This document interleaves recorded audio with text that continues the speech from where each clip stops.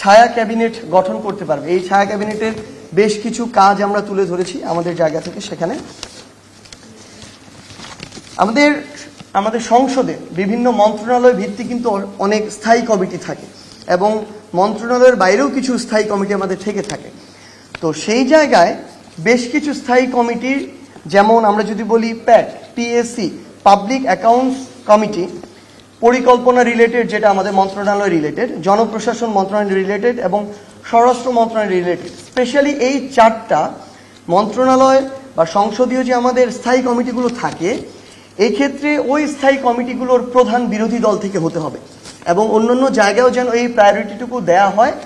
এই ক্ষমতার ভারসাম্যটা আমাদের দেশ সুষ্ঠুভাবে চলার জন্য খুব বেশি প্রয়োজন এবং এই যে আমরা ফ্যাসিবাদী কাঠামোর যে বিলোপ করতে চাই, এই বিলোপ সাধনের জন্য এই ক্ষমতার ভারসাম্যটা প্রয়োজন, যেটা আমরা এই জায়গায় তুলে ধরেছি।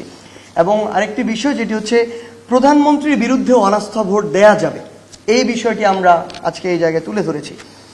বিচার বিভাগের স্বাধীনতা খুবই গুরুত্বপূর্ণ জায়গা, যেটি আমরা এতদিন আমাদের শুধু প্রত্যাশা না, প্রত্যাশার ধারে কাছেও দেখতে পাইনি।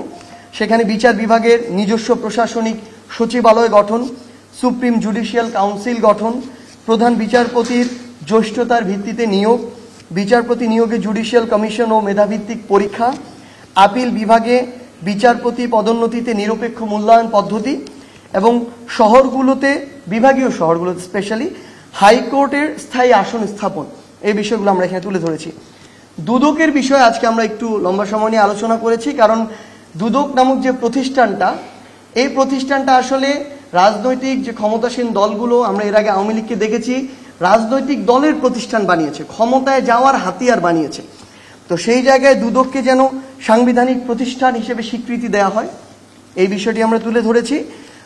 আরেকটি গুরুত্বপূর্ণ বিষয় ছিল সরকারি ও বিচার বিভাগীয় কর্মকর্তা যারা ছিল, তাদের বিরুদ্ধে মামলা দায়েরের ক্ষেত্রে আগে কিন্তু সম্পূর্ণ স্বাধীনতা দুদকের ছিল না। দুদকের আইনের 32-এর ক ধারায় বলা ছিল যে সরকারি কর্মকর্তা বা বিচার বিভাগীয় যারা কর্মকর্তা ছিল, তাদের বিরুদ্ধে দুর্নীতির অভিযোগে যদি মামলা দায়ের করতে চায়, তাহলে সরকারের পূর্বে অনুমতি নিতে হবে। তো এক্ষেত্রে আমরা মনে করি এই যে প্রক্রিয়াটি দুর্নীতি রোধে আসলে একটা বাধা হয়ে দাঁড়ায়। এটাকে বিভিন্নভাবে প্রভাবিত করা যায়, রাজনৈতিকভাবে প্রভাবিত করা যায়। তাই আমরা আমাদের পার্টির পক্ষ থেকে স্পষ্ট অবস্থান জানিয়েছি, এই দুদকের 32-এর ক ধারাটি বাতিল করতে হবে।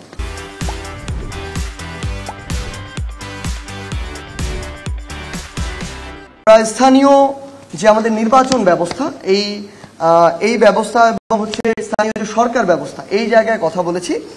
দলীয় প্রতীকে এই যে নির্বাচন যেটি ছিল স্থানীয় পর্যায়ে, এটি বাতিল করতে হবে। এই একটা প্রসেসের মধ্য দিয়ে রুট পর্যায়ে ফ্যাসিজমকে প্রতিষ্ঠা করার চেষ্টা করা হয়েছে। এই একটা প্রসেসের মধ্য দিয়ে ভালো মানুষগুলো যারা কোনো দলের ছিল না, কিন্তু স্থানীয় পর্যায়ে ব্যক্তিগত গ্রহণযোগ্যতায় বা ব্যক্তিত্বের জায়গা থেকে মানুষ তাদেরকে ভোট দিত, নির্বাচিত করত এবং তারা জনমানুষের সেবা করার চেষ্টা করত, সেই মানুষগুলো কিন্তু ওই যে একটা ট্যাগ লেগে যাবে তাদের, এই ট্যাগটা দলীয় ট্যাগ না লাগানোর জন্য এই মানুষগুলো রাজনীতি থেকে সরে গিয়েছে। সো ভালো মানুষগুলো যে জনপ্রতিনিধি হওয়া থেকে বিমুখ হয়ে গিয়েছে, এটি আবার ফিরিয়ে আনতে হবে। এই মানুষগুলোকে আবার জনগণের প্রতিনিধি হওয়ার স্পেসটুকু করে দিতে হবে। আমি কোনো দল না করতে পারি, কিন্তু আমি একটি ইউনিয়নে, একটি উপজেলায় সাধারণ মানুষের প্রতিনিধি হয়ে স্বচ্ছভাবে কাজ করার যে স্পেসটি, এটি যেন কোনো দলীয় ট্যাগ ছাড়া কেউ করতে পারে, এই সুযোগটি আমরা পুরো বাংলাদেশের মানুষের জন্য আবার করে দিতে চাই। এবং আরেকটি বিষয় নিয়ে আমরা এক্ষেত্রে কথা বলেছি, রাইট টু রিকল ব্যবস্থার প্রত্যাবর্তনের কথা বলেছি বা প্রবর্তনের কথা বলেছি। এটি কেন বলেছি, কারণ আমরা দেখি যে অনেকে নির্বাচিত হওয়ার 1, 2, 3 বছর পর তার আসল রূপটা চেনা যায়।